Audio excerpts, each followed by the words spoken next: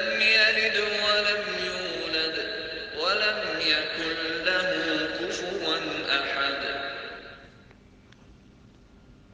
اعوذ باللہ من الشیطان الرجیم، بسم اللہ الرحمن الرحیم۔ سورۃ الاخلاص مکی سورہ ہے، 4 آیات ہیں، 15 کلمات ہیں اور اس کے 37 حروف ہیں۔ اس سورہ کی تفسیر سے پہلے ہم لفظ اللہ کا روٹ ورڈ کے ساتھ اور جو دوسرے اسکالرز جو روٹ ورڈ کو نہیں کنسیڈر کرتے اس کا معنی ڈیٹیل میں پڑھ چکے ہیں کہ لفظ اللہ سے کیا مراد ہے، اور اب انشاءاللہ اس سورہ میں ہم باقی آیات کے الفاظ پر غور کریں گے انشاءاللہ۔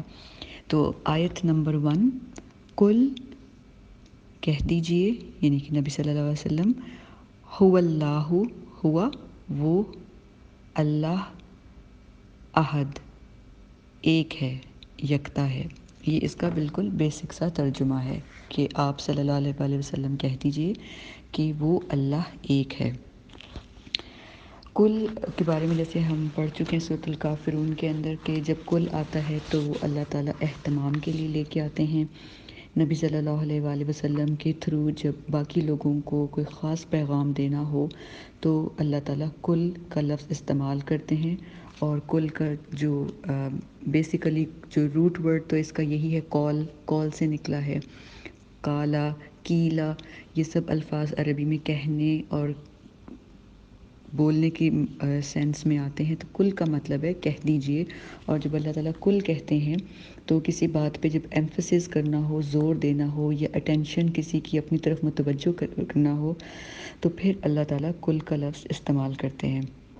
جیسے ہم اپنی زبان میں جب لکھتے ہیں کوئی بھی چیز تو ہم اس کو نمایاں کرنے کے لیے تو اس کو تھوڑا سا گہرا کر کے موٹے الفاظ میں لکھتے ہیں، جلی حروف میں لکھتے ہیں، یا اس کو اٹیلیسائز کر دیتے ہیں، انڈر لائن کر دیتے ہیں، انورٹڈ کاماز میں لکھ دیتے ہیں۔ تو اس سے یہ ہوتا ہے کہ ہمیں پتہ چلتا ہے کہ یہ ایمفسائز کریں، کوئی بہت ضروری بات ہے تو ہم کلر چینج کر دیتے ہیں، ڈفرینٹ ٹیکنیکس کرتے ہیں۔ لیکن یہ قرآن پاک ہے، اور قرآن پاک جب آیا تو وہ کس طرح آیا؟ وہ ایک کلام تھا، ایک اللہ کی طرف سے ایک اسپوکن فارم تھی، کلام کی شکل تھی۔ تو اس میں ہمیں جیسے اجمی لوگ جو کہ عربی سپیکنگ نہیں ہیں ان کو بتانے کے لیے کل کا لفظ اللہ تعالیٰ نے استعمال کیا، خاص توجہ دلانے کے لیے کہ یہ بات بہت اہم ہے، اس کو سنا جائے۔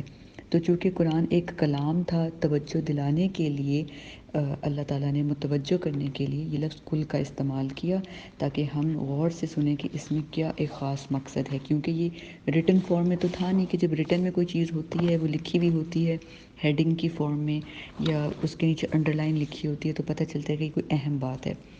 تو اللہ تعالیٰ کل کے تھرو نبی صلی اللہ علیہ وآلہ وسلم کو ایک خاص پیغام دے رہے ہیں، اور وہ پیغام کیا ہے؟ وہ پیغام ہے توحید کا، اور توحید کی بھی جیسے ہم پڑھ چکے ہیں پچھلے جو ہمارا میسیج تھا اس میں ہم نے بات کی کہ توحید کی مختلف اقسام ہے۔ توحید فی ذات ہے، توحید فی صفات ہے، توحید وجودی، توحید عملی، توحید الحقوق ہے۔ تو یہ جو آیا ہے یہ ہے توحید وجودی کے بارے میں، یعنی اللہ تعالیٰ کی ایگزسٹنس اور اللہ کے وجود کے بارے میں۔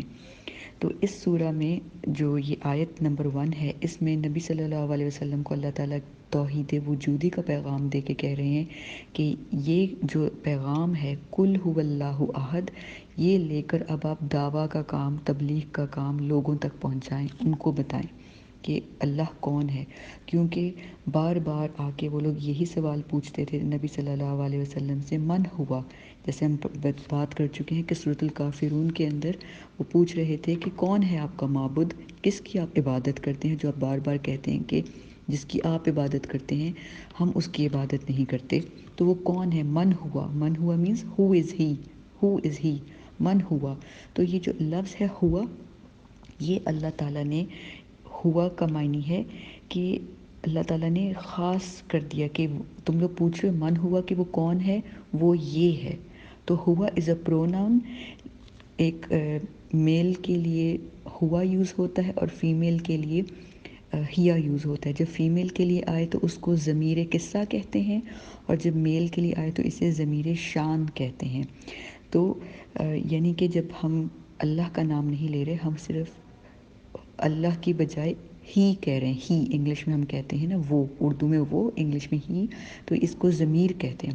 تو جب ایک میل کے لیے ضمیر آتی ہے تو اس کو ضمیر شان کہتے ہیں، اور جب اللہ کے لیے قرآن پاک میں آئے تو یہ ہوتی ہے خاص توجہ دلانے کے لیے، ایک خاص مقصد کے لیے، ایمفسس کے لیے، کہ وہ اللہ کون ہے؟ اللہ احد ہے۔ اور ہوا یہاں مراد ہے، جیسے ہم اردو میں کہتے ہیں بات دراصل یہ ہے، یا جیسے انگلش میں ہم کہتے ہیں ایکچولی، تو اس لیے ہوا کا جو مطلب ہے کہ دس امپلائز دیٹ، اس بات کا یہ مقصد ہے کہ اللہ احد ہے۔ تو ہوا کل بھی ایمفسس کے لیے آیا ہے، اور ہوا بھی ایکسٹرا زور دینے کے لیے، بات کو باوزن بنانے کے لیے آیا ہے۔ تو آپ یہ دیکھیں کہ اسکالرز کی کہتے ہیں کہ گرامیٹیکلی اگر ہم دیکھیں، کل کہہ دیں اللہ احد، اللہ جو ہے وہ احد ہے، یکتا ہے۔ اگر اللہ تعالیٰ ایسے بھی اس بات کو کہتے اس آیت میں، تو گرامیٹیکلی یہ آیت ایسے بھی ٹھیک تھی، کل اللہ احد۔ لیکن جب اللہ تعالیٰ ایک آیت میں خاص چیز کو ایڈ کرتے ہیں تو وہ ہماری توجہ دلانی ہوتی ہے اللہ تعالیٰ نے کہ یہ اہم بات ہے۔ تو وہ اللہ وہ ذات ہے، وہ اللہ وہی ہے جو احد ہے، صرف وہی احد ہے۔ تو یہ جو ہوا تھا، یہ یہاں پہ اللہ تعالیٰ نے اسی لیے ایک جواب، جو ان لوگوں کا سوال تھا من ہوا، تو اس کا یہ جواب ہے یہاں پہ ہوا لفظ کا انٹر ہونا۔ کل ہوا اللہ کا ہم پڑھ چکے ہیں احد۔ احد جو لفظ ہے یہ اس آیت کے اندر، بلکہ اس پوری سورہ کے اندر بہت ہی زیادہ ایک جو کہتے ہیں ایک سورج کی مانند، ایک بہت ہی امپورٹنس کی اہمیت رکھتا ہے، کیونکہ یہ جو لفظ ہے احد، پوری سورہ اس احد کے اراؤنڈ گھوم رہی ہے۔ یہی وہ لفظ ہے جس کے اوپر یہ جو ساری سورہ ہے وہ ٹکی ہوئی ہے۔ تو اب ہم نے اس احد کی ڈیپتھ میں جانا ہے کہ احد میں اور واحد میں کیا فرق ہے، کیونکہ ہم یہ سمجھتے ہیں کہ احد اور واحد کا ایک ہی معنی ہے، لیکن ہم دیکھتے ہیں کہ جو عرب مفسرون ہیں وہ اپنی جو لغت العربی ہے اس میں احد کا روٹ ورڈ آہدا کرتے ہیں، الف ہا اور دال، اور جو واحد ہے اس کا روٹ ورڈ وا ہا دال کرتے ہیں۔ جو واحد ہے اس کو وہ واو کی تختی میں لے گئے ہیں، واو والے پیجز میں، اور جو احدہ ہے وہ الف والی کیٹیگری میں، یعنی کہ الف والے پیجز میں ہے، جو عربی لغات کی ڈکشنری ہے۔ تو جو احد لفظ ہے قرآن پاک میں، وہ کس سینس میں استعمال ہوتا ہے اور واحد کیسے استعمال ہوتا ہے، جب ہم ان دونوں الفاظ کو کمپیئر کریں گے تو پھر آپ کو ان کے معنی کا جو ڈفرینس ہے وہ کلیئرلی انشاءاللہ سمجھ آ جائے گا۔ تو پہلے ہم چلتے ہیں احدہ کی طرف۔ احدہ جب آتا ہے تو یہ نیگیٹو سینس میں آتا ہے، اور واحد جب آتا ہے تو واحد پازیٹیو سینس میں آتا ہے۔ یہ ہم ایسے سمجھیں گے قرآن پاک کی مثالوں سے اور عربی لینگویج کی مثالوں سے کہ یہ کیسے ہے۔ احدہ کو نافی مطلق کہتے ہیں، یعنی کہ it is a negative term. یہ نیگیٹو کیسے ہے؟ اب ہم ایگزامپل لیتے ہیں کہ عربی لینگویج میں فار ایگزامپل کوئی کہتا ہے لیس واحد موجود فی المسجد، لیس واحد موجود فی المسجد۔ یہاں پہ واحد لفظ آیا، اس کا کیا معنی ہے؟ لیسا نہیں ہے کوئی، واحد ایک بھی، موجودن پریزنٹ یعنی کہ موجود، فی المسجد مسجد میں، یعنی کہ مسجد میں ایک موجود نہیں ہے، یعنی ایک موجود نہیں ہے، 2 3 4 5 موجود ہیں۔ تو انگلش میں ہم کہیں گے دیر is not one in the Masjid, means کہ یہاں پہ 2 3 4 پیپل آر پریزنٹ۔ یہ واحد ہے، یعنی واحد پازیٹیو سینس میں۔ اب ہم واحد کو ہٹا کے اس جملے میں لکھ دیتے ہیں احد۔ ہم کہتے ہیں لیسا احد موجود فی المسجد، لیسا احد موجود فی المسجد، نہیں ہے موجود احد کوئی بھی مسجد میں۔ تو اب جب احد آ گیا تو اس کا معنی ہوگا کہ یہاں پہ ایک بھی شخص موجود نہیں ہے، there is not a single one in the مسجد، ایبسولوٹلی کوئی بھی نہیں ہے۔ تو یہ آپ نے دیکھا کہ کتنا واضح فرق ہے۔ جب واحد آتا ہے تو اس کا مطلب ہے کہ واحد نہیں ہے مسجد میں، باقی 2 3 4 سب لوگ موجود ہیں، جبکہ جب احد آتا ہے تو اس کا مطلب ہے کوئی بھی موجود نہیں ہے۔ تو اسی طرح اس کو نافی مطلق کہتے ہیں۔ یعنی کہ یہ نیگیٹو سینس میں آتا ہے کہ یہاں پہ کوئی بھی نہیں ہے، اور not at all, no one at all, کوئی بھی نہیں ہے۔ اب ہم اس کی اگزامپل لیتے ہیں قرآن پاک کے اندر جو ہماری سورۃ الکہف ہے، اس میں احدہ کا لفظ بار بار استعمال ہوا، لیکن جب احدہ کا لفظ اللہ تعالیٰ نے قرآن پاک کی سورۃ الکہف میں استعمال کیا، اس سے پہلے لا کا لفظ آ گیا، لا یا لم۔ لا کا مطلب ہے نہیں، لم کا مطلب ہی نہیں۔ تو وہ ہم اگزامپلس دیکھتے ہیں سورۃ الکہف کی کون کون سی آیات ہیں۔ اگر آپ کے پاس مصحف اوپن ہے تو آپ اس میں دیکھیں، سورۃ الکہف سورہ نمبر 18 ہے۔ سورۃ الکہف کی آیت نمبر 26 میں اللہ تعالیٰ آخر کے پورشن میں کہتے ہیں وَلَا يُشْرِكُ فِي حُكْمِهِ أَحَدًا۔ اب دیکھیں یہاں پہ احدہ کا لفظ ہے، احدہ سے پہلے لا آ گیا، اور اس کے معنی کیا بنتے ہیں؟ وَلَا يُشْرِكُ فِي حُكْمِهِ أَحَدًا، اور وہ یعنی اللہ، وہ اپنے حکم میں کسی کو شریک نہیں کرتا۔ تو جہاں عہد آ گیا ساتھ ہی لا آ گیا، لا یعنی کہ لا کے ساتھ جب بھی عہد آئے گا ہمیشہ لا یا لم ضرور آئیں گے۔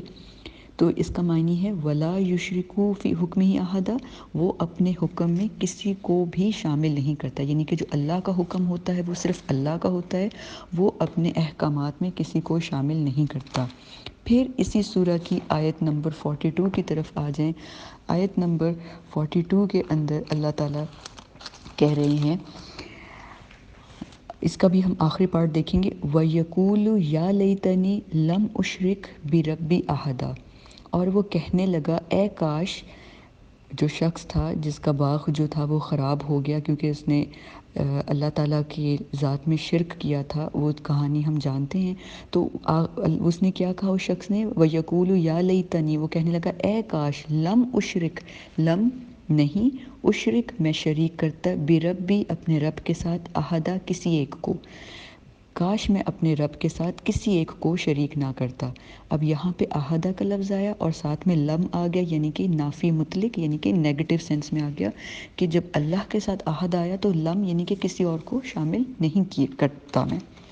پھر اسی طرح آیت نمبر اسی اگلے پیج پہ آپ چلے جائیں 47 میں وہ کہہ رہے ہیں اللہ تعالیٰ وَحَشَرْنَاهُمْ فَلَمْ نُغَادِرْ مِنْهُمْ أَحَدًا، اور ہم یعنی کہ اللہ جمع کریں گے، یعنی قیامت کے دن اللہ تعالیٰ جمع کریں گے، فَلَمْ نُغَادِرْ مِنْهُمْ أَحَدًا، پھر ہم نہ چھوڑیں گے ان میں سے کسی ایک کو بھی۔ تو کیا یہاں پہ فلم یعنی کہ پھر ہم نہ چھوڑیں گے، لم پھر آگے نہ کی سینس میں، احدہ کسی ایک کو بھی ہم نہیں چھوڑیں گے، یعنی کہ جن لوگوں نے غلط اعمال کیے ہوں گے قیامت کے دن تو اللہ تعالیٰ وہاں پہ کسی ایک کو بھی نہیں چھوڑیں گے۔ تو یہ آیت نمبر 47 تھی، اور پھر سورۃ الکہف ہی کی آیت نمبر 110 میں اللہ تعالیٰ کہہ رہے ہیں بالکل آخر کی آیت میں لا یشرک بعبادتی ربہ احدا، اور وہ اپنے رب کی یعنی کہ جو پہلے کانٹیکسٹ آیت کا وہ یہ آ رہا ہے کہ جو شخص اللہ سے ملاقات کی امید رکھتا ہے اسے چاہیے کہ وہ اچھے اعمال کرے اور کیا کرے، لا یشرک بعبادتی ربہ احدا، اور نہ شریک کرے اپنے رب کی عبادت میں کسی ایک کو۔ تو یہاں بھی لا آ گیا اور احدہ، تو یعنی جب بھی احدہ آئے گا وہ یعنی کہ اللہ کے لیے جب بھی استعمال ہوگا، باقی بھی قرآن پاک میں مختلف جگہوں پہ احدہ آیا ہے وہ ہم آگے پڑھیں گے، لیکن جب اللہ کے لیے احدہ آئے گا اس کا معنی ہوگا لا کی سینس میں کہ اللہ کے علاوہ کوئی اور نہیں ہے۔ تو یہاں پہ جو اللہ تعالیٰ نے ہمیں قل هو اللہ احد میں کہہ دیا کہ وہ کہہ دیں کہ وہ اللہ احد ہے، یعنی صرف وہ اکیلا ہے، کوئی اور نہیں ہے۔ تو یہ جو احد اللہ نے کہہ دیا، اس کے بریکٹ میں جب ہم میننگ لکھتے ہیں تو میننگ ہوگا کوئی اور نہیں ہے، صرف اللہ ہے، یعنی یکتا۔ اس کا معنی ایک نہیں کریں گے کیونکہ واحد کا مطلب ہوتا ہے ایک، احد کا مطلب ہوتا ہے یکتا، یونیک، مطلق۔ تو جو احد ہے وہ اپنے میننگز میں واحد سے کمپلیٹلی ڈفرینٹ ہے۔ اب ہم آگے دیکھتے ہیں، یہ ایک پارٹ 1 تھا کہ یہ نافی مطلق ہے، اور قرآن پاک میں یہ کس طرح یوز ہوا ہے احدہ؟ یہ آتا ہے جب ایک گروپ ہو لوگوں کا اور اس گروپ میں ایک ایگزامپل کے طور پہ اس کو پیش کیا جا رہا ہو، ایک ایگزامپل دی جا رہی ہو لوگوں کی۔ فار ایگزامپل ہم دیکھتے ہیں کہ سورۃ الحجرات کی آیت نمبر 12 جو ہے اس کے اندر اللہ تعالیٰ نے کیٹیگری لوگوں کی بتائی ہے، تو ہم اس کی آیت کا جو مڈل پارٹ ہے اس کو دیکھتے ہیں۔ سورۃ الحجرات آیت نمبر 12، اَیُحِبُّ أَحَدُکُمْ أَن یَأْکُلَ لَحْمَ أَخِیہِ مَیْتًا فَکَرِہْتُمُوہُ، کیا تم لوگوں میں سے کوئی پسند کرتا ہے، احدکم آ گیا، ٹھیک ہے، یہاں احدکم آیا ہے یعنی کہ ایک گروپ آف لوگوں کے لیے، کیا تم لوگوں میں سے کوئی یعنی کہ کوئی ایک پسند کرتا ہے کہ وہ اپنے مردہ بھائی کا گوشت کھائے، فَکَرِہْتُمُوہُ، تو تم گھن کھاؤ گے۔ تو یہ بات ہو رہی ہے غیبت کی کہ جو شخص غیبت کرتا ہے یا تجسس کرتا ہے کیا وہ شخص پسند کرے گا کہ اس کے مردہ بھائی کا وہ گوشت کھائے۔ تو یہاں پہ احدکم آ گیا گروپ کے لیے، یہاں پہ لا کا لفظ نہیں آیا لیکن احدکم یعنی کہ ہم گروپ کی بات کر رہے ہیں تو وہاں پہ احدہ کا لفظ آیا۔ پھر اسی طرح سورہ یوسف کی آیت نمبر 4 میں جب حضرت یوسف علیہ السلام اپنے والد کو خواب بتاتے ہیں تو وہ کہتے ہیں کہ میں خواب میں دیکھتا ہوں کہ جو ہیں 11 ستارے یعنی کہ احدہ عشرہ کوکبن، یعنی کہ احدہ یہاں پہ آیا ہے 11 کی سینس میں، احدہ عشرہ عربی میں کہتے ہیں 11 کو، کہ 11 ستارے مجھے، چاند ستارے اور سورج مجھے سجدہ کر رہے ہیں۔ تو یہاں بھی احدہ جب آیا ہے تو وہ ایک گروپ کی فارم میں آیا ہے، تو یہ پازیٹیو سینس میں آیا ہے احدہ کا لفظ، لیکن یہ گروپ کے لیے آیا ہے۔ تو ہمیں ہم جو یہ مثالیں دیکھتے ہیں یہ اس لیے دیکھتے ہیں تاکہ ہمیں مفہوم اچھی طرح سے آیت کا کلیئرلی سمجھ آ جائے کہ اللہ تعالیٰ اس مفہوم میں کیا کہہ رہے ہیں۔ پھر اسی طرح ہم دیکھتے ہیں کہ نبی صلی اللہ علیہ وآلہ وسلم کی جو ایک مشہور حدیث ہے، جو نبی صلی اللہ علیہ وسلم فرماتے ہیں لا یؤمن احدکم حتی یحب لاخیہ ما یحب لنفسہ، تم میں سے اس وقت تک کوئی بھی شخص مومن ہرگز نہیں ہو سکتا جب تک وہ اپنے بھائی کے لیے وہ چیز نہ پسند کر لے جو وہ اپنے لیے پسند کرتا ہے۔ تو یہاں بھی لفظ آ گیا احدکم یعنی کہ تم لوگوں میں سے ایک۔ تو یہ ہم نے دیکھ لیا کہ گروپ کی جب یا نمبر آف پیپل کی بات ہو رہی ہوگی تو اس میں احدہ کا مطلب آئے گا ون آف یو، ٹھیک ہے۔ تو یہ پہلے آ گیا نافی مطلق، سیکنڈ ٹائم احدہ یوز ہوا جب گروپ آف پیپل کی بات ہو رہی ہو، اور تھرڈلی احدہ جو ہے وہ استعمال ہوتا ہے پازیٹیو مینر میں، اور وہ استعمال ہوا ہے صرف سورۃ الاخلاص میں، صرف اللہ کے لیے، یعنی کہ یہ اللہ کی صفت مستقل ہے اور صرف اللہ کے لیے ہے۔ تو یہ آپ دیکھیں کہ ہم نے ڈفرینٹ قرآن پاک کے جو ریفرنسز دیکھے اس میں دیکھا کہ عہد کس طرح استعمال ہوا ہے اور اللہ کے لیے یہ کس طرح استعمال ہوا ہے، پازیٹیو سینس میں صرف ایک دفعہ استعمال ہوا ہے اور وہ اللہ کے لیے استعمال ہوا ہے۔ اب ہم یہ دیکھتے ہیں کہ لفظ احدہ اور واحد میں کیا فرق ہے۔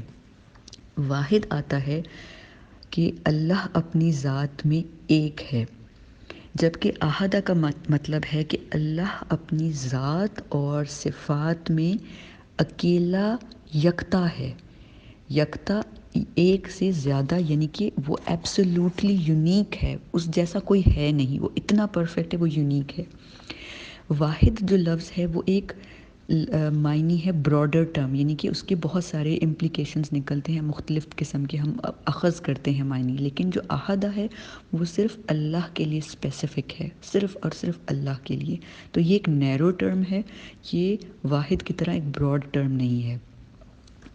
پھر ہم نے یہ دیکھا کہ یہ جب واحد لفظ استعمال ہوتا ہے تو وہ ایک پازیٹیو سینس میں استعمال ہوتا ہے، لیکن جب اللہ کے لیے استعمال ہوتا ہے اس سورہ میں پازیٹیو سینس میں استعمال ہوا ہے، لیکن ہم یہ دیکھتے ہیں کہ جب اللہ تعالیٰ بلاغہ کی سٹڈیز کرتے ہیں، یعنی کہ بہت زیادہ ڈیپتھ میں سٹڈیز کرتے ہیں، تو اس میں ہمیں یہ پتہ چلتا ہے کہ جب نفی آ جاتا ہے، یعنی کہ جیسے فار ایگزامپل لا الہ الا اللہ، نہیں ہے کوئی معبود اللہ کے علاوہ، ٹھیک ہے، لا الہ الا اللہ یعنی کہ کوئی معبود نہیں ہے، تو لا جب آ گیا اس کا مطلب ہے روم میں سے باقی معبود سب نکل گئے، اس روم میں صرف اللہ معبود ہے اور کوئی نہیں ہے۔ اسی طرح صرف اللہ کی ذات یونیک ہے، یکتا ہے، اللہ کی ذات احد ہے اور اس جیسا کوئی بھی نہیں ہے۔ اسی طرح ہمیں پتہ ہے کہ جیسے آیت الکرسی جس کو آیات کی سردار کہتے ہیں، تو اس میں بھی یہی آتا ہے اللہ لا الہ الا ہوا، یعنی اللہ کی جو وہ صفات ہیں وہ کمپلیٹلی اس پوری سورہ کے اندر آیت کے اندر آتی ہیں کہ جو اللہ ہے وہ اکیلا معبود ہے، اس جیسا کوئی نہیں، الا ہوا، لا اللہ لا الہ الا ہوا الحی القیوم، ہوا کے بعد چھوٹی جیم ہے، وقفہ جائز، یعنی کہ وہاں پہ سٹاپ لیا ہے اللہ تعالیٰ نے کہ اللہ وہ ذات ہے کہ اس جیسا کوئی معبود نہیں ہے۔ تو جب لا آ جاتا ہے اس کا مطلب ہے اور کوئی شخص اللہ کے برابر نہیں ہے، وہ خود اکیلا واحد ہے، وہ اکیلا خود احد ہے۔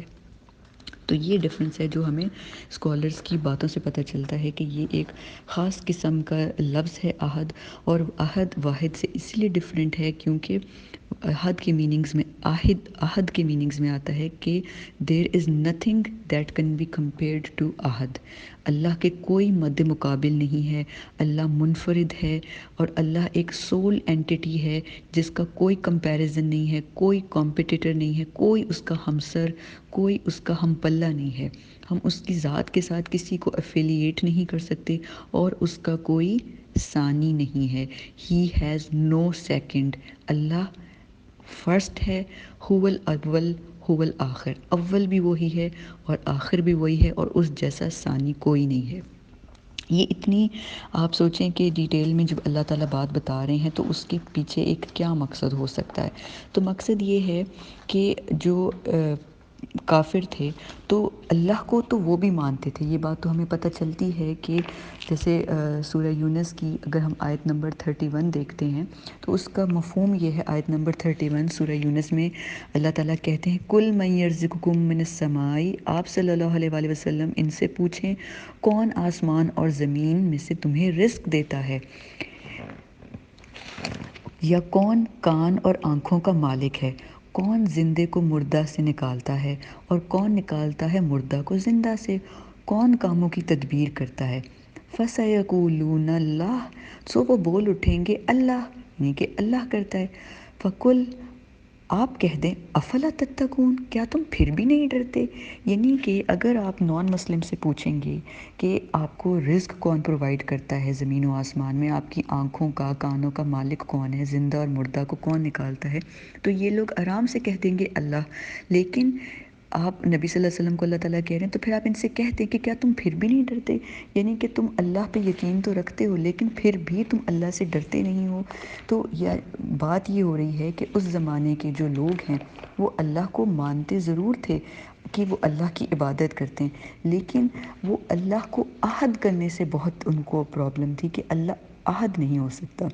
اسی طرح سورہ زخرف کی آیت نمبر 87 کے اندر اللہ تعالیٰ کہتے ہیں کہ نبی صلی اللہ علیہ وسلم سے وَلَئِن سَأَلْتُم مِّن خَلَقَهُمْ لَيَقُولُنَّ اللَّهُ فَأَنَّىٰ يُؤْفَكُونَ، اگر آپ صلی اللہ علیہ وسلم ان سے پوچھیں انہیں کس نے پیدا کیا تو وہ ضرور کہیں گے اللہ نے، تو وہ پھر کدھر الٹے پلٹے جاتے ہیں، یعنی کہ کہتے ہیں جانتے ہیں کہ اللہ نے ان کو پیدا کیا، پھر بھی الٹے پاؤں پھر جاتے ہیں اپنی بات سے۔ تو ان کا مسئلہ یہ تھا کہ وہ کہتے تھے پیدا ہمیں اللہ نے کیا ہے، لیکن وہ اللہ کی ذات میں شرک کرتے تھے کہ اللہ کے ساتھ اور بھی معبود ہیں، ان کے لیے پرابلم تھی عہد۔ تو اللہ کو جب بار بار نبی صلی اللہ علیہ وسلم کو وہ پوچھتے تھے کہ من ہوا، کون ہے وہ تمہارا رب، تو اللہ نے جب خود کو ڈیفائن کیا، اسی لیے سورہ کا نام سورہ اخلاص ہے، کیونکہ اس میں خلوص کے ساتھ، سنسیریٹی کے ساتھ، پیورٹی کے ساتھ اللہ تعالیٰ یہ بتا رہے ہیں نبی صلی اللہ علیہ وسلم کو کہ آپ کہہ دیں کل هو اللہ احد، کہ وہ اللہ احد ہے، وہ یکتا ہے، اس جیسا کوئی نہیں، کیونکہ یہ لفظ احد تھا جس کی وجہ سے حضرت بلال رضی اللہ عنہ کو ٹارچر کیا جاتا تھا کہ احد مت کہو، اللہ کہہ لو، احد مت کہو، کیونکہ یہ لوگ بہت سارے بتوں کی پوجا کرتے تھے۔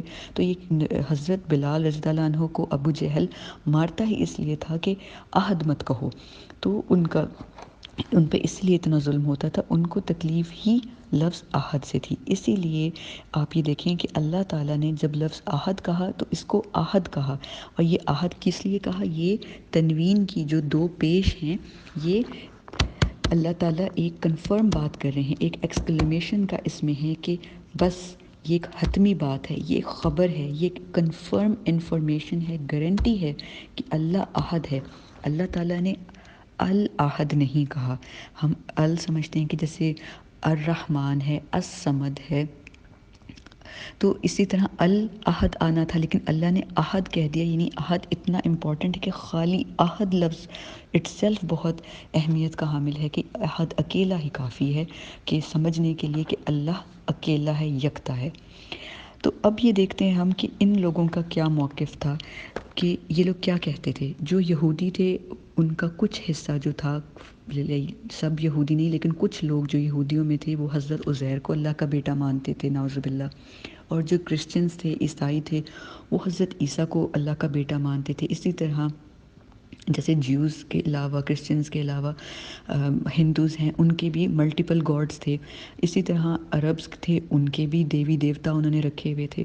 تو ان لوگوں کے لیے یہ سب باتیں وہ مانتے تھے کہ اللہ ہے، اور وہ یہ بھی مانتے تھے اللہ واحد ہے، آسمانوں پہ ہے، چاہے وہ اس کو رام کہہ لیں، چاہے وہ اس کو کوئی اور لفظ دے دیں، وہ مانتے تھے اللہ واحد ہے. مسئلہ ان کو احد سے تھا. وہ اس بات پہ نہیں مانتے تھے کہ اللہ احد ہے. کیسے؟ اب ہم اس احد کو دیکھیں گے کہ جو لفظ ہم احد کہتے ہیں نا، یہ اصل میں توحید ہے. توحید کیا ہے؟ کہ اللہ کو اس کی ذات میں، اس کی صفات میں یکتا ماننا. تو ان کا یہی مسئلہ تھا. وہ یہ کہتے تھے کہ اللہ اپنی صفات میں کیسے یکتا ہو سکتا ہے؟ اللہ کو دیکھنے کے لیے آنکھیں چاہیے. پھر وہ آگے بہت زیادہ ڈیفینیشنز میں چلے جاتے تھے اللہ تعالیٰ کی، ان کی آنکھوں کے لیے، اسی طرح اللہ کے علم کے لیے. تو وہ کیا کرتے تھے؟ وہ توحید نہیں کرتے تھے، وہ شرک کرتے تھے. تو اللہ کو وہ واحد مانتے تھے، اللہ کو احد نہیں مانتے تھے. تو جب ہم چوائس آف ورڈز کرتے ہیں ہمیں بہت احتیاط کرنا چاہیے، کیونکہ کچھ الفاظ ایسے ہیں جو ہم انسانوں کے لیے بھی استعمال کرتے ہیں. تو ہمیں بہت احتیاط کرنی چاہیے کہ ہم کون سا لفظ کیسے استعمال کریں. جیسے ہم انسانوں کے لیے العلیم کا لفظ بھی استعمال کرتے ہیں، علیم خالی علیم استعمال کرتے ہیں، علامہ استعمال کرتے ہیں، حکیم استعمال کرتے ہیں. جو دوائیاں دیتے ہیں ہم اس کو حکیم کہہ دیتے ہیں. اسی طرح بہت شخص جس کی بصارت تیز ہو تو ہم اس کو بصیر بھی کہہ دیتے ہیں کہ یہ شخص بہت بینا ہے، بہت بصیر ہے. لیکن ہمیں اپنے الفاظ کے لیے کس طرح احتیاط کرنی ہے تاکہ ہمیں پتہ چل جائے کہ ہم شرک کی کیٹیگری میں تو نہیں آ رہے. تو اس کے لیے ہمیں اپنے کانسیپٹس کو، کیونکہ اللہ ہمارے دلوں کے حال جانتا ہے کہ ہماری نیت کیا ہے، تو ہمیں یہ بات سمجھنی ہے کہ اللہ کی جو ذات ہے، اللہ کی جو صفات ہیں وہ انفینٹ ہیں، یعنی کہ لامحدود ہیں. ہمارا علم محدود ہے، اس کی لمٹس ہیں، لیکن اللہ کے علم کی کوئی لمٹس نہیں ہیں. نہ کوئی ابتدا ہے اللہ کے علم کی، نہ کوئی انتہا ہے. نہ خود اللہ کی کوئی ابتدا ہے، نہ اللہ کی کوئی انتہا ہے. پھر جو اللہ کی صفات ہیں وہ بھی انلمیٹڈ ہیں. جیسے ہمارا علم محدود ہے، ہم جانتے ہیں کہ ہم ہارٹ بیٹس ہیں، 1 منٹ میں اتنی ہارٹ بیٹس ہوتی ہیں. اگر زیادہ ہوں گی ہارٹ بیٹس تو یہ میڈیکل کنڈیشن ہے، اگر کم ہوں گی تو یہ میڈیکل کنڈیشن ہے. لیکن آج تک کوئی بھی قابل سے قابل ڈاکٹر یہی نہیں بتا سکتا کہ ہم کتنی ہارٹ بیٹس جو ہیں وہ جی چکے ہیں اور کتنی ہارٹ بیٹس لیں گے. تو یہ جتنے سٹیٹس ہیں، جتنی قسمت کے حال ہیں، وہ صرف اور صرف اللہ کا علم ہے. پھر ہمیں یہ بات کلیئر سمجھنی ہے کہ جو اللہ کا علم ہے، اللہ کی جو صفات ہیں وہ اللہ کی خود کی ذاتی مطلق ہیں، یعنی کہ اللہ کی خود کی ہیں. اور جو انسان کی ہیں وہ عطائی ہیں. عطائی منی گفٹڈ ہیں، یعنی اللہ نے ہمیں گفٹ کی ہیں. تو اللہ تعالیٰ قوی ہے، مثال کے طور پہ کہ اللہ قوی ہے، پاورفل ہے. اور اگر اللہ نے ہمیں کچھ وقت کے لیے طاقت دے دی، ہمیں اسٹرانگ بنا دیا، ہماری باڈی کو اسٹرانگ بنا دیا، تو وہ ایک وقتی طور پہ اللہ نے ہمیں قوی بنایا ہے. لیکن الٹیمیٹلی ہم سب نے لوٹ کر اللہ کی طرف جانا ہے.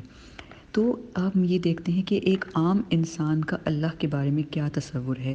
ایک ایوریج اور مڈل مائنڈ جو ہے ہیومن بینگ کا، وہ یہ مانتا ہے کہ اللہ ہمارا مشکل کشا ہے، اللہ کے علاوہ کوئی رازق نہیں ہے، کوئی ہیلپر نہیں ہے، اللہ کے علاوہ کوئی شفا دینے والا نہیں ہے. تو ایک عام انسان کی ذہن کی یہ توحید کمپلیٹ ہو جاتی ہے، وہ اسلام کے دائرے میں آ جاتا ہے اس کانسیپٹ کے ساتھ.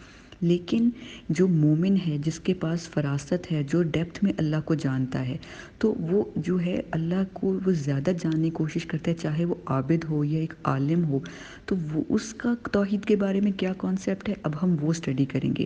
یہ جو بات ہے کہ اللہ مشکل کشا ہے، رازق ہے، شافی ہے، ہمارا حاجت روا ہے، یہ ایک عام انسان کی سوچ ہے۔ لیکن اس کے برعکس جو ایک اوپر کے درجے کے لوگ ہیں، جو زیادہ اللہ کو جاننا چاہتے ہیں، وہ کیا سوچتے ہیں توحید کے بارے میں، وہ ہم پڑھیں گے اب۔ ہم بات کر رہے تھے کہ ایک عام مسلمان کا تصور ایک توحید کیا ہے، لیکن جب ہم قرآن کے اسٹوڈنٹس بنتے ہیں، جب ہم تفسیر کے اسٹوڈنٹس بنتے ہیں، ہم اللہ کو زیادہ ڈیپتھ میں جاننے لگتے ہیں، تو ہمیں پتہ ہونا چاہیے کہ جو توحید ہے اس کے در حقیقت ان ڈیپتھ میننگز کیا ہیں۔ جب ہمارے خود کے کانسیپٹ اچھی طرح سے کلیئر ہوتے ہیں تو ہم دوسروں کی بھی مدد کر سکتے ہیں۔ تو ہم یہ دیکھتے ہیں کہ توحید کے اصل میں جو مختلف قسم کی اشکال ہیں، جو اقسام ہیں، ان میں سب سے پہلی جو ہے ٹائپ وہ ہے توحید ربوبیہ، پھر ہے توحید الاسماء والصفات، اور پھر ہے توحید العبادہ۔ توحید ربوبیہ ہم جانتے ہیں کہ یہ بات ماننا کہ اس کائنات کا رب اللہ ہے، کائنات کی ہر بڑی سے لے کے ہر چھوٹی چیز، ہر غیب کی چیز، ہر نظر آنے والی چیز کا رب، کل کائنات کا تمام چیزوں کا رب اللہ ہے، اور یہ تمام چیزیں اللہ پہ ڈپینڈنٹ ہیں، اللہ کی نظر کرم کی ہم وہ ہیں تلاش میں ہیں، اور اللہ کے اوپر ہم ڈپینڈنٹ ہیں، لیکن وہ اللہ، وہ رب جو ہے اس کو کسی کی ضرورت نہیں ہے۔ یہ توحید ربوبیہ ہے۔ پھر توحید الاسماء والصفات کیا ہے؟ یہ ہے کہ ہم جو اللہ کی صفات میں توحید رکھتے ہیں کہ وہ اللہ یکتا ہے، صرف وہ اکیلا ان صفات کا مالک ہے، کوئی اور نہیں ہے، اور یہ وہ صفات ہیں جو اللہ نے ہمیں خود قرآن پاک میں بتائیں یا حدیث قدسی میں نبی صلی اللہ علیہ وسلم کو بتائیں، جن پر ہمارا یقین کرنا، آمنا و صدقنا، کہ ہم ایمان لائے اور ہم نے اس بات کی تصدیق کی کہ جو نبی صلی اللہ علیہ وسلم نے ہمیں بتایا وہ بات بالکل اسی طرح ہے۔ پھر ہم یہ دیکھتے ہیں کہ یہ صفات جو ہیں اس کے 5 پوائنٹس ہیں۔ پوائنٹ نمبر 1 یہی ہے کہ اللہ کی جو صفات ہیں وہ صرف اللہ کے لیے ہیں، جیسے اللہ نے اور نبی صلی اللہ علیہ وسلم نے ہمیں بتائیں۔ نمبر 2، اللہ کی صفات وہ ہیں جو ہمارے لیے کافی ہیں، نہ ہم ان کے بارے میں نئی چیز اس میں ایڈ کر سکتے ہیں، نہ ہم اس میں کم کر سکتے ہیں۔ مثلاً قرآن پاک میں ہمیں یہ پتہ چلتا ہے کہ اللہ کو غصہ آتا ہے، اللہ غضبناک ہوتے ہیں، لیکن قرآن پاک میں اللہ نے خود کو کہیں بھی الغاضب نہیں کہا، یا نبی صلی اللہ علیہ وسلم نے اللہ کو الغاضب نہیں کہا۔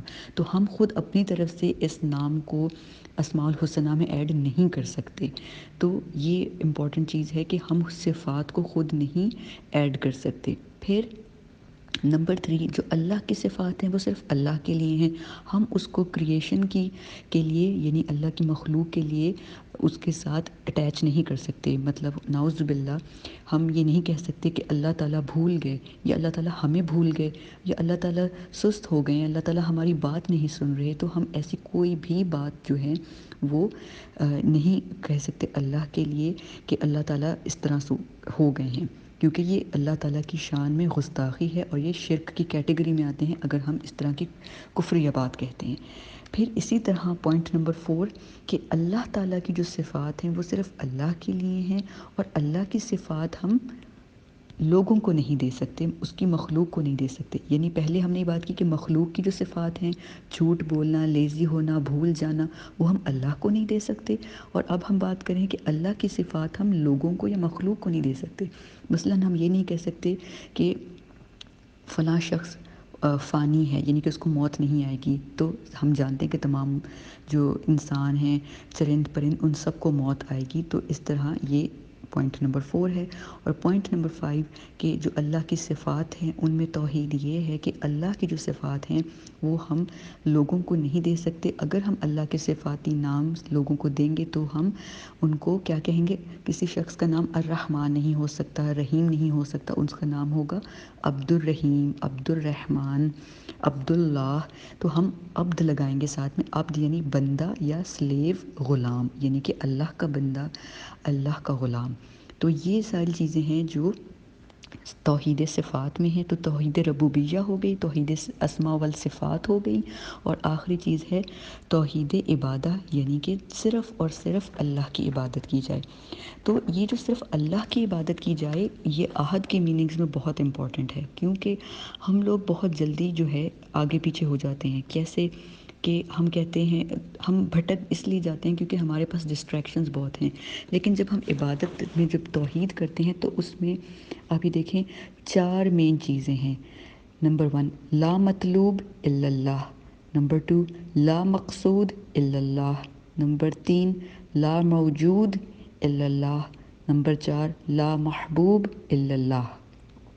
یہ کیا چیزیں ہیں کہ نمبر 1 لا مطلوب الا اللہ، اللہ کے علاوہ ہمارا کوئی مطلوب نہیں ہونا چاہیے، وہی ہمارا مطلوب ہے، وہی ہمارا یعنی کہ ٹارگٹ، یعنی کہ اللہ کو خوش کرنا، اللہ کی خوشنودی رضامندی اللہ کی حاصل کرنا، اللہ کی جنت، اللہ کی خوشی حاصل کرنا ہمارا مین ٹارگٹ ہے۔ الا اللہ، ایکسیپٹ اللہ کے کوئی مطلوب نہیں ہونا چاہیے ہمارا، لوگوں کو خوش کرنا نہیں، یعنی ہم اپنے والدین کی بات مانیں لیکن ایک حد میں، ہم اپنے شوہر کی بات مانیں، ہم اپنی اولاد کا کہنا مانیں، ان کی بات مانیں، لیکن ایک حد تک، ایک لمٹ تک۔ اس کے بعد اللہ، جہاں اللہ کے ساتھ کلیش کریں گے تو ہم اللہ کو پریفرنس دیں گے، اللہ کو پریورٹی دیں گے۔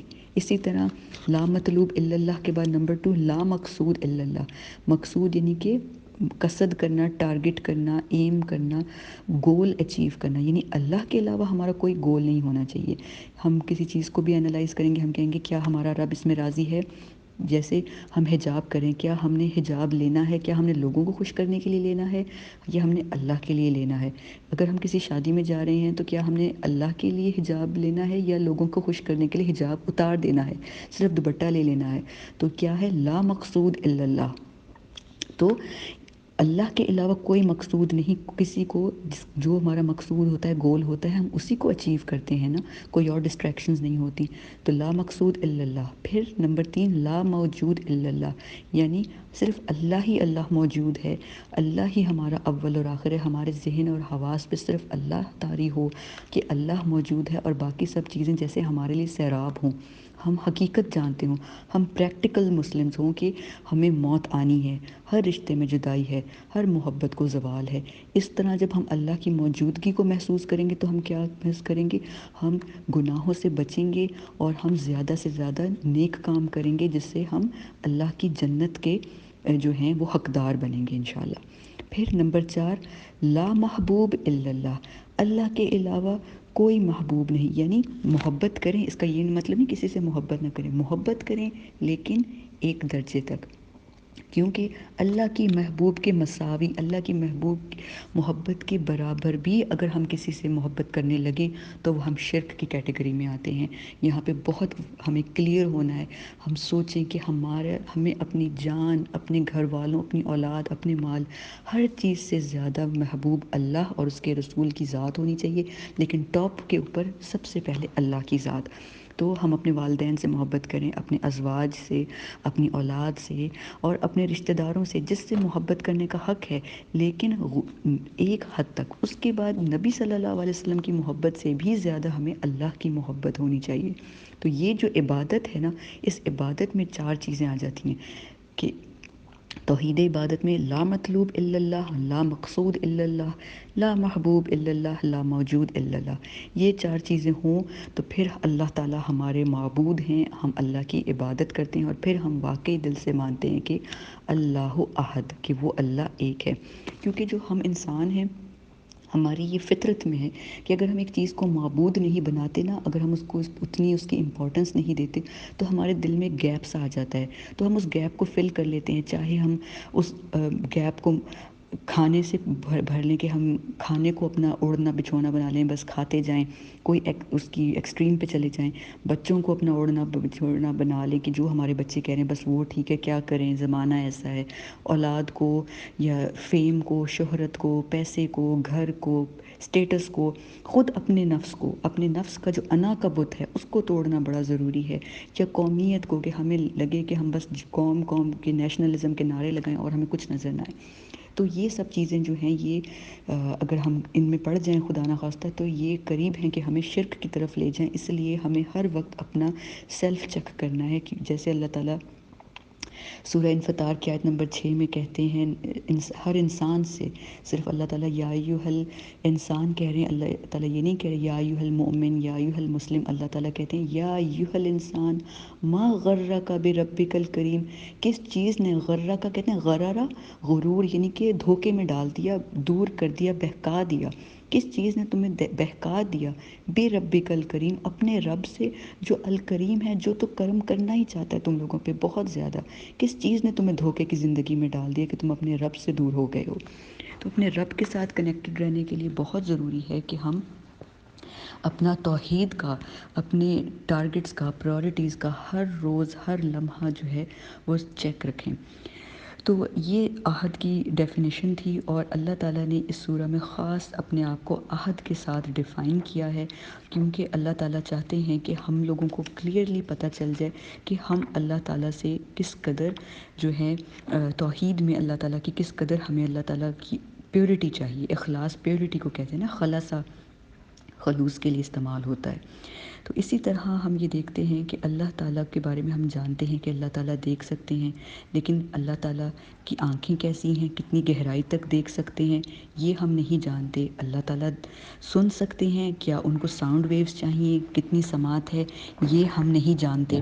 پھر اللہ الحی ہے, لیکن اس کی حیات کیسی ہے, اللہ کے آنکھیں, اللہ کے ہاتھ پاؤں سب کس طرح کے ہیں, یہ ہم نہیں جانتے.